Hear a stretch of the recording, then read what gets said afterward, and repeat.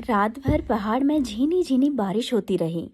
Tin की छतों पर पानी की बूंदें ऐसे गिर रही थी जैसे कोई लोकगीत गुनगुना रहा हो। चीड़ और बुरांस के पेड़ों से टपकती बूंदें पगडंडी को और फिसलन भरा बना रही थी। दूर दूर तक बादल ही बादल थे, मानो पहाड़ ने सफ़ेद चादर ओढ़ ली हो। सुबह जब आँख खुली तो आसमान कुछ साफ था।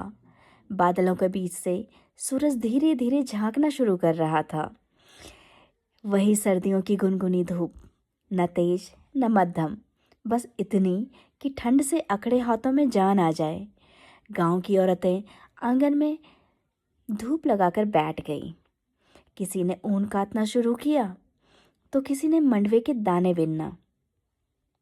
बुजुर्ग खाटों पर बैठकर पुराने दिनों की बातें करने लगे।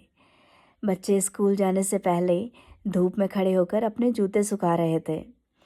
इसी पहाड़ी गांव में रहती थी कौशल्या। वह कई सालों बाद शहर से गांव लौटी थी। शहर में नौकरी, भीड़, शोर और समय की कमी सब पीछे छूट गया था, पर मन अभी भी वहीं अटका था। उसे लगता कि पहाड़ में जिंदगी बहुत धीरे चलती है, जैसे समय भी थक कर बैठ गया हो। उस समय कौशल्या घर के आगे पत्थर की चौकी पर बैठी थी। धूप सीधे उसके चेहरे पर पड़ रही थी। उसने अपनी आंखें मूंद ली। पहली बार उसे महसूस हुआ कि यह धूप शरीर से उतरकर उसके दिल में पहुंच रही है। शहर की धूप उसे कभी रोक नहीं पाई, पर यह धूप उसे थामे हुए है। उसकी माँ पास ही बैठी थी। वह लकड़ी के चूल्हे पर चाय चढ़ा रही थी। माँ बोली, पहाड़ में धूप बड़ी समझदार होती है बिटिया। ये इंसान की तरह धीरे धीरे आती है। कौशल्या मुस्कुरा दी। थोड़ी दूर गांव के धारे पर पानी भरने जाती औरतों की आवाज़ आ रही थी। उसे घड़े टकराने की आवाज़ और हंसी सब मिलकर पहाड़ की सुबह को पूरा करते हुए दिखाई पड़े। कौशल्या खेतों की ओर निकल पड़ी।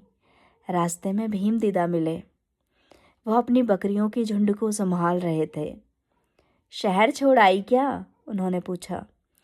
कौशल्या ने कहा, छोड़ नहीं आई दीदा, बस थक गई थी। भीम दीदा हंसे। थकान पहाड़ में आकर ही उतरती है। खेतों में मंडवा और झंगोरा की फसल बारिश से हरी हो गई थी। मिट्टी से उठती खुशबू कौशल्या के भीतर भर गई। उसे लगा जैसे पहाड़ सिर्फ जमीन नहीं है, माँ की तरह सब कुछ सह लेता है। दोपहर में गांव के लोग एक दूसरे के घर हालचाल पूछने गए। किसी घर में गहत की दाल बन रही थी तो कहीं भट की चुरकानी। कौशल्या माँ के साथ बैठकर खाना बनाने लगी। लकड़ी की आंच, धुएं की खुशबू और धूप सब मिलकर उसे अपनापन दे रहे थे।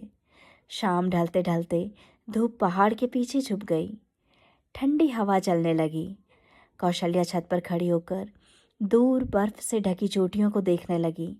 उसे लगा जैसे जिंदगी भी इन पहाड़ों की तरह है, ऊंची, कठिन पर सुंदर। उस रात कौशल्या ने देर तक सोचा।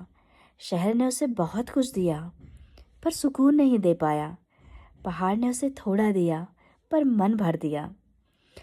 अगली सुबह उसने तय किया वह यहीं रहेगी, बच्चों को पढ़ाएगी, गांव की औरतों के साथ काम करेगी और पहाड़ की धीमी चाल को अपनी ताकत बनाएगी।